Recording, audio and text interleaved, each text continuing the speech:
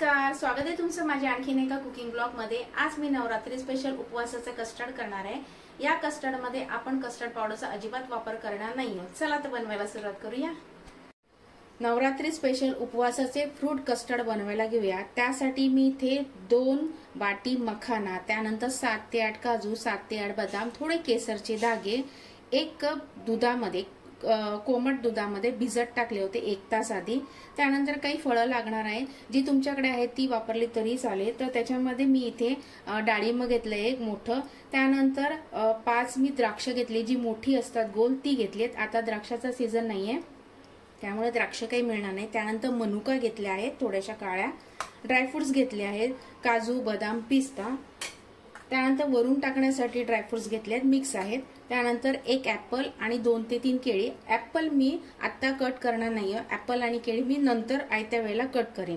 आता आपण बनवायला घेऊया। इथे पाऊण लिटर दूध मी गरम करण्यासाठी ठेवले आहे। आता हे जे मखाना, काजू आणि बदाम आपण भिजत टाकले होते ते आपण बारीक वाटून घ्यायचे आहेत। मी याच्यामध्ये केसरचे आणखीन काही धागे टाकते, म्हणजे कस्टर्डला खूप छान रंग येईल। हे ऑप्शनल आहे, नाही टाकलं तरी चालेल। आपण जे मखाना, काजू, बदाम भिजत टाकले होते त्याच्यात टाकलेलं होतं, पण मी एक्स्ट्रा आणखीन टाकते। आता दूध छान उकळून घ्यायचे आपल्याला। काजू, बदाम आणि मखाना छान बारीक वाटून घेतले, थोडासा जाडसर राहिलं तरी काहीच हरकत नाहीये। आता दूध छान उकळून घ्यायचे।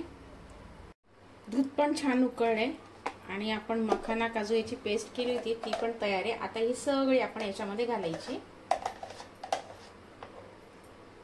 मिक्स करायची। मखाण्याची पेस्ट टाकल्यानंतर सगळ्या गुठळ्या मोडून घेतल्या आणि 2 ते 3 मिनिटं आणखीन आपल्याला हे शिजवून घ्यायचे। 2 ते 3 मिनिटं मी आणखीन शिजवून घेतलं आहे। आता याच्यामध्ये अर्धा कप साखर टाकायची। गोड तुम्ही तुमच्या आवडीनुसार कमी करू शकता।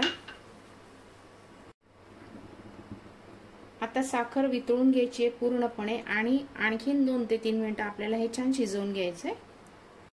साखर टाकून आणखीन 5 मिनिटं मी छान शिजवून घेतलंय। आता याच्यामध्ये वेलची पावडर टाकायची, छोटा चमचा, अर्धा छोटा चमचा वेलची पूड टाकली, मिक्स करायचे आणि आणखीन एखादच मिनिटभर आपल्याला हे छान शिजवून घ्यायचे। म्हणजे वेलची पावडर टाकली त्यामुळे त्याचा स्वाद ह्याच्यात उतरेल। अगदी लास्टला वेलची पावडर टाकायची, जर तुम्हाला नको हवी असल्यास नाही टाकलं तरी चालेल, पण मी टाकते। ह्याच्यामध्ये थोडेसे ड्रायफ्रुट्स सुद्धा टाकून घेते आणि बाकीचे नंतर आपण मिक्स करूया। आता आणखीन एखाद मिनिटभर आपण हे शिजवून घ्यायचे, कारण का वेलची पावडर आत्ताच टाकली त्यामुळे आणखीन एखाद मिनिटभरच आपण हे शिजवून घ्यायचे। गॅस बंद करायचा आहे आणि पूर्णपणे हे थंड करून घ्यायचे। वेलची पूड टाकून आणखीन एखाद मिनिटभर मी हे शिजवून घेतलं। आता गॅस बंद करते आणि एखाद्या बाउलमध्ये हे काढून घ्यायचे आणि पूर्णपणे थंड करून घ्यायचे। पूर्ण थंड झाल्यानंतरच आपण याच्यामध्ये फळं मिक्स करणार आहोत, गरम असताना अजिबात करायचं नाहीये। आता हे मी फ्रीज मध्ये ठेवते, तुम्हाला वेळ असेल तर फॅन खाली किंवा रूम टेम्परेचर वरती थंड केलं तरी चालेल। कस्टर्डचं मिश्रण छान थंड करून घेतलं मी फ्रीज मध्ये ठेवून। आता याच्यामध्ये आपण सगळे फळं मिक्स करूया। तर मी केळी आणि 2 केळी आणि 1 ऍपल कट करून घेतले, सफरचंदाची सालं काढून घेतली, ते आपण याच्यामध्ये टाकून घेऊया। जी फळं तुमच्याकडे असतील ती याच्यामध्ये टाकून घ्या, फक्त पाणी ज्याच्यातून बाहेर पडतं ती फळं याच्यामध्ये टाकू नका, म्हणजे जसं कलिंगड वगैरे असतं तर ती याच्यामध्ये फळं टाकू नका। त्यानंतर द्राक्ष, काळ्या मनुका पण टाकून घेते, 2-3 फक्त वरती ठेवते लावण्यासाठी। त्यानंतर डाळिंब,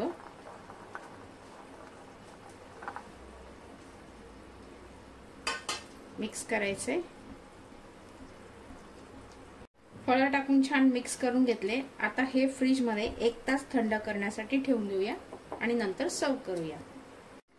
उपवासाचं फ्रूट कस्टर्ड बनवून तयार आहे। मी 2 तास फ्रीज मध्ये ठेवलं होतं। आता आपण काढून घेऊया।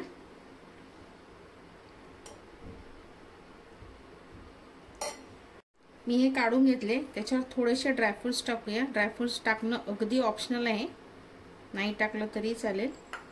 थोडेसे डाळिंब पण टाकून घेते, दिसायला छान दिसतं म्हणून। थोड्याशा काळ्या मनुका,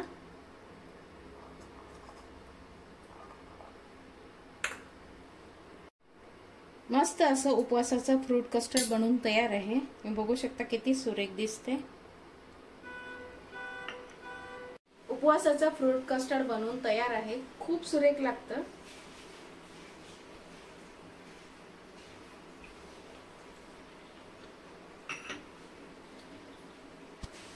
उपवासाचं फ्रूट कस्टर्ड बनवून तयार आहे. अप्रतिम लागतं. तुम्ही हे घरी एकदा नक्की ट्राय करा. ज्यांचे उपवास आहेत ते खाऊ शकतात आणि ज्यांचे उपवास नाहीये ते सुद्धा खाऊ शकतात. अप्रतिम लागतं. तुम्ही हे घरी एकदा नक्की ट्राय करा आणि कसे झाले मला कमेंट बॉक्स मध्ये नक्की सांगा. जर तुम्हाला माझे कुकिंग व्लॉग आवडत असतील तर लाईक नक्की करा. पुन्हा भेटूया अशा छानशा कुकिंग व्लॉग बरोबर. तोपर्यंत धन्यवाद.